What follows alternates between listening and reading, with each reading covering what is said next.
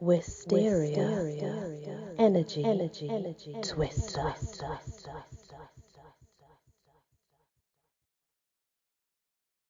Hello, welcome back to the love of Christmas. Christmas. This is called Naughty or Nice by Bill Hiatt. Mrs. Claus looked as worried as she had been at any time in the last 2,000 years or so.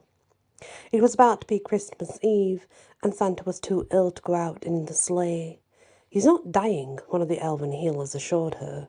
"Yet we cannot immediately cure this strange malady. I've always said the commercialization of Christmas was making me ill. It was inevitable. That one day it really would." He was sweating, and his skin was as white as his beard. No one could have described him as jolly. "What are we to do?" asked Mrs. Claus. "What will happen if you can't make your rounds?" Of course, Santa didn't really make physical rounds. He travelled through the realms of dreams and imagination, through song and story and a feeling in the heart. But he still needed to have strength to travel that way, and he was almost too weak to raise his head. The problem was that not just anyone could drive the sleigh, let alone travel through forts. In fact, Santa was the only denizen of the North Pole who could do either. Unfortunately, Santa's journey, non-physical though it was, helped keep the Christmas spirit alive. There was a risk that feelings of peace on earth and goodwill toward men would diminish if it faltered. "I may have a solution," said one of the elves.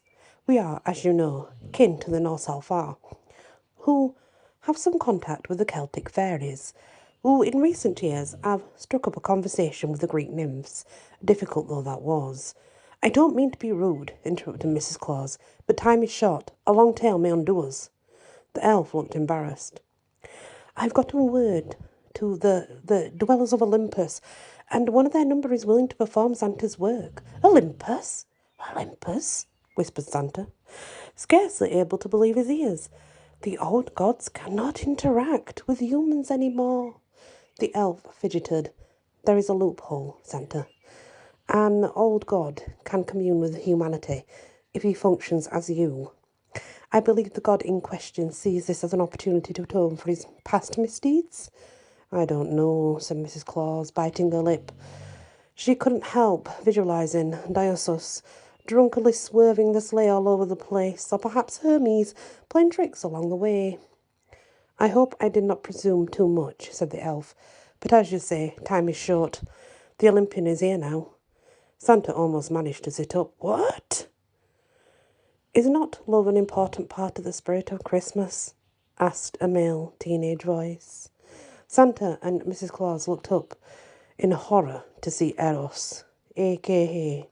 Cupid, standing in the doorway wearing a bright red toga. Mrs. Claus's heart beat a little faster. "That outfit will never do," Santa managed to say. The elf who had recruited Eros looked as if he wished the earth would swallow him up. "As you wish," said Eros, removing the toga in one flowing motion. Underneath he had something that looked a bit sort of ancient Greek equivalent of a bright red speedo. Mrs. Claus's heart beat even faster. "That's even worse," insisted Santa. "You can't look like something out of a pin-up calendar." Eros sighed and transformed himself into an exact replica of Santa. "If you insist, I can appear in any form. I wish." "That's better," said Santa, still sounding nervous. "Do you know what you need to do?" "I live on Olympus, not under a rock," said Eros. "We watch what happens on Earth with a great deal of interest. I know what you do, forwards and backwards."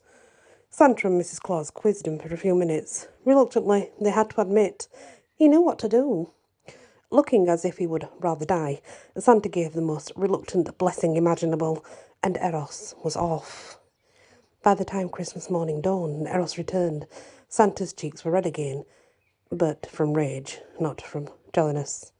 "Where is that little rascal?" demanded Santa, the St. Nicholas part of him coming to the surface. "Here I am," said Eros happily. He was back to his own form, shirtless, but still wearing Santa's pants, though he looked a bit askew. "Am I to understand," began Santa, lips quivering, that you had sexual relations with numerous women tonight.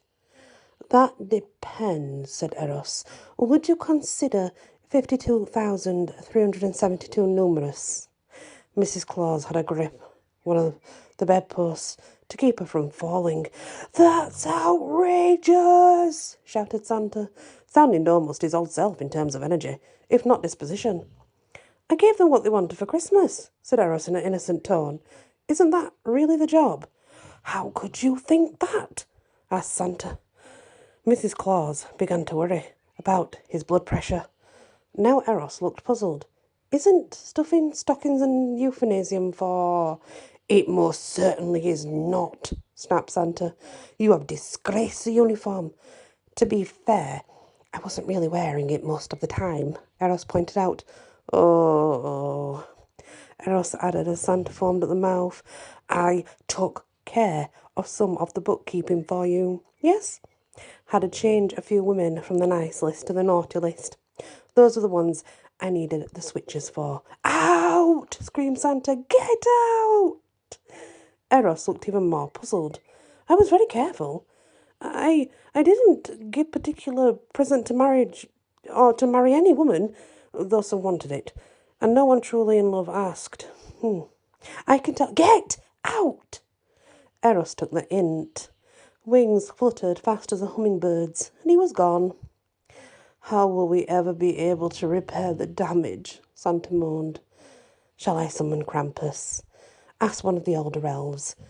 No need, said Santa, making a visible effort to calm down. This evil will catch up with Eros without our doing a thing. The end. And that is the story how Cupid took over Christmas for one particular Christmas and really made a mess of things. Thank you for listening. If you can hear snoring, that's Dougal. He's snoring away. Many blessings. Wysteria. Energy. Twister.